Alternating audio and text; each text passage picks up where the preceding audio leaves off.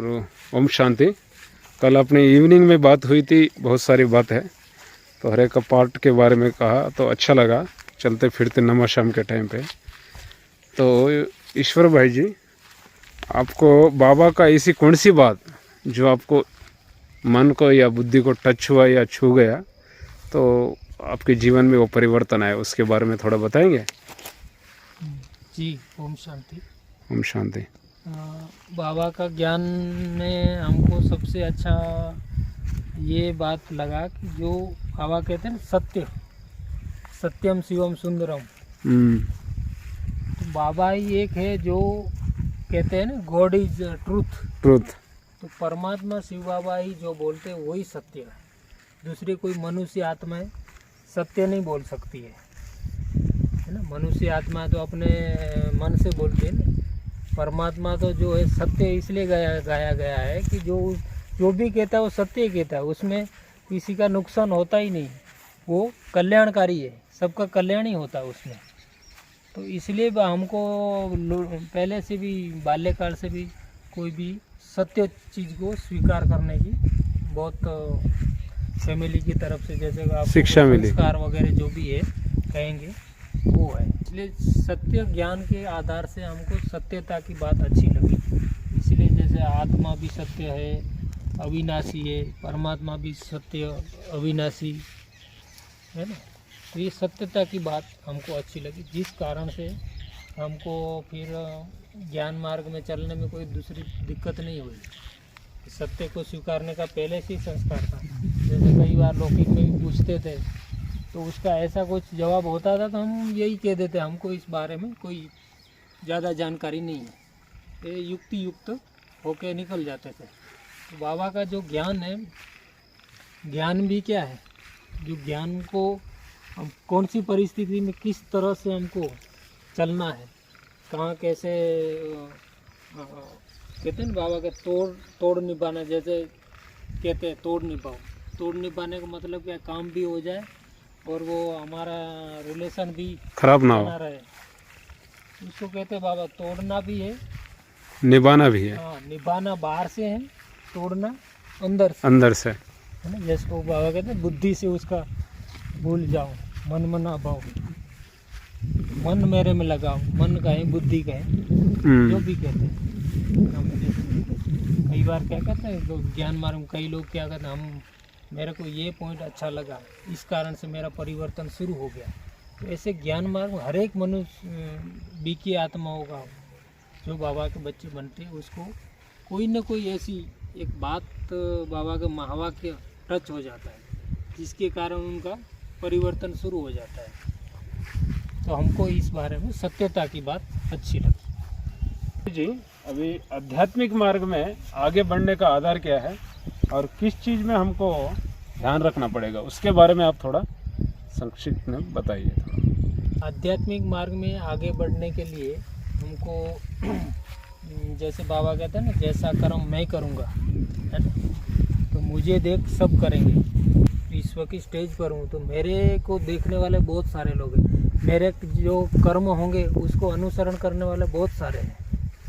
तो उसका ध्यान रखते हुए हमें हर कदम ये चलना है कि हम एक हीरो पार्टधारी, जो हीरो पार्टधारी होता है, हीरो एक्टर, वो क्या ध्यान रख, उसके ऊपर सबकी नज़र होती है। तो हीरो पार्टधारी समझ के हम चलेंगे तो हम किसी को, जैसे किसी को ठेस लगे ऐसा कुछ बोल नहीं सकेंगे, उसके आत्मसम्मान को, हाँ, उससे हमको थोड़ा अटेंशन रहेगा तो हम सबका सम्मान कर पाएंगे। हम सबका सम्मान देंगे तो सम्मान पाएंगे ना। शब्दों के ऊपर बहुत ही होता है क्या? हाँ, शब्दों पर भी कंट्रोल, अपने उसके लिए अपना थिंकिंग पावर के ऊपर कंट्रोल होगा। तो ये शब्द जैसे कहते हैं ना, अंदर मन में जो है वो आ जाता है बाहर, है ना। तो ये पॉजिटिव संकल्प बाबा ने जो बताया है, उसका ज्ञान का चिंतन करते हुए हम सबके प्रति शुभ भावना रखेंगे।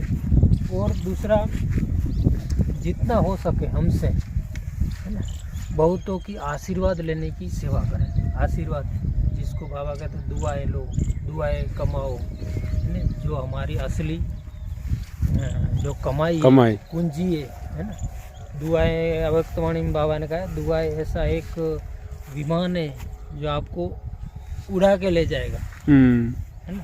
तो उड़ती कला में जाने के लिए हमको ये दुआएं सबसे कमानी है। और दुआएं कैसे कमाएंगे, है ना। सबको किसी को समझो आपने ऐसे समय पे किसी को मदद कर दिया होगा तो आपको बहुत समय तक आपको वो दिल से दुआएं देता रहेगा ना। तो जो दिल की दुआएं हैं वही हमारा असली खजाना है कहो या सहज पुरुषार्थ। बाबा ने कई बार मुरली में कहा है कि सबसे जो सहज पुरुषार्थ है वो कौन सा है, दुआएं देना, दुआएं लेना। देना देंगे तो हमको मिलेगा, है ना। हम देंगे ही नहीं तो क्या मिलेगा। जैसे कहते हैं ना आप, जैसा दुनिया में भी लोग बोलते हैं जैसा हम करेंगे वैसा भरेंगे। तो हम दुआएं देंगे तो हमको दुआएं मिलेगी, नहीं देंगे तो कैसे मिलेगी। तो दुआओं से हमारी उन्नति और सहज योग कहेंगे या जो प्रगति आध्यात्मिक जीवन में होनी चाहिए वो सहज होगी। और दूसरा जैसे बाबा ने कई बार भी कहा है कि ज्ञान मार्ग में यज्ञ में हमको जितना होके सेवा करेंगे उतना पुण्य मिलेगा, है ना। तो पुण्य की यज्ञ जो सेवा पूंजी है वो भी एक दुआओं के साथ ही है। जैसे दान और पुण्य करते हैं ना, तो दान करते वो दिखता है और पुण्य क्या है कि हर एक की आशीर्वाद मिलते हैं, वो दिखता नहीं है। हाँ, दान स्थूल चीज़ है और पुण्य है जो उसका रिटर्न में जो जमा होता है ना वो आता है, उसको कहते हैं पुण्य। वो कैसे पता चला मेरा पुण्य जमा हो गया करके। हाँ, दान तो दिखता है, उसमें लोग आपकी महिमा करेगा, खुशी होगी, मान सम्मान, ये सब तो दिखता है। पुण्य जैसे आपने किसी को हमने मदद कर दिया, ठीक है, तो उनकी जो आशीर्वाद मिलेगी। जैसे कई लोग कहते हैं ना आपने बहुत अच्छा काम किया, तो ये उनकी दिल की दुआ है, तो ये पुण्य जमा हुआ हमारा। तो ऐसे छोटे छोटे करते करते बहुत पुण्य की पूंजी जमा होती है, जिसको दुआएं भी कहो या पुण्य की पूंजी कहो, बात एक ही है। यज्ञ सेवा करते हुए कई लोग बोलते हैं कि हम यज्ञ की सेवा में हम क्या सहयोग कर सकते हैं या क्या कैसे कर सकते हैं। उसके लिए बाबा ने तो वो मुरली में कहा हुआ ही है कि जिस आपके पास जो है जितना है उसी हिसाब से बाबा आपको राय देगा, है ना। कुछ समय पहले मुरली में आया था कि बाबा ने कहा कि बीज तो बोना ही है सबको। जब बाबा के बच्चे बने हैं जो भी, उन सबको बीज बोना ही है। तो उसमें बाबा ने उदाहरण दिया कि जैसे सुदामा का मिसाल देते हैं कि उन्होंने एक मुट्ठी दिया तो उनको महल मिल गया। तो उसी लाइन में बाबा ने कहा उन्होंने एक मुट्ठी चावल दिया और साहूकार जो है एक मुट्ठी भर के हीरा भी देगा ना तो भी दोनों का बराबर होगा, क्योंकि उनके पास इतनी शक्ति है, उनके पास उतनी शक्ति है। तो बीज तो सबको बोना ही है। तो बाबा कहते मैं इशारे में सबको समझाता हूँ और जिसको बीज बोना होगा बोएगा। तो कई हमारे पास किसी के पास अगर नहीं है तो हमको मन से, शुभ भावना से, संकल्पों से, मनसा सेवा द्वारा भी सेवा करके भी यज्ञ को हम निर्विघ्न बनाने के लिए वाइब्रेशन फैलाते हैं, तो वो भी एक यज्ञ सेवा है।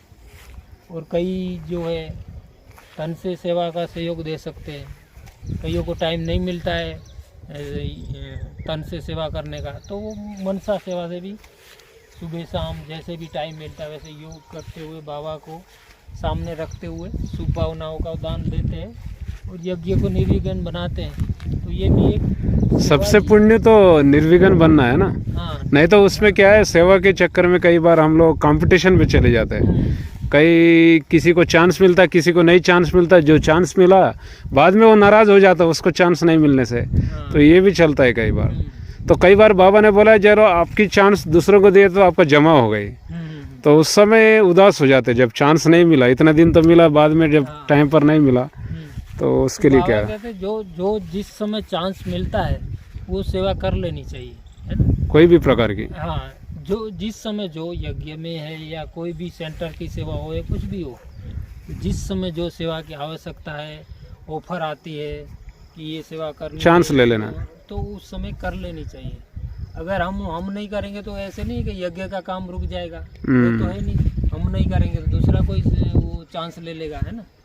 तो आपका जो परसेंटेज था वो भी उनके उधर चला जाएगा। वही वही। इसलिए बाबा कहता है कि जो अगर आप चांस दूसरे को देना दिलाते हैं आपके पास आए तो वो और ज़्यादा खुशी होते हैं उसको। एक होता आप नहीं करते हो इसलिए दूसरे करते हैं, वो अलग बात है। वही वही। और आप कर सकते हैं, सामने है, फिर भी अगर दूसरों को सेवा के लिए हम उनको आगे बढ़ाने के लिए देते हैं चांस, तो उनकी भी आशीर्वाद हमको मिल जाएगी, है ना। तो इस तरह से हम सेवा में, आध्यात्मिक ज्ञान में वगैरह आगे बढ़ सकते हैं। ओम शांति। ओम शांति।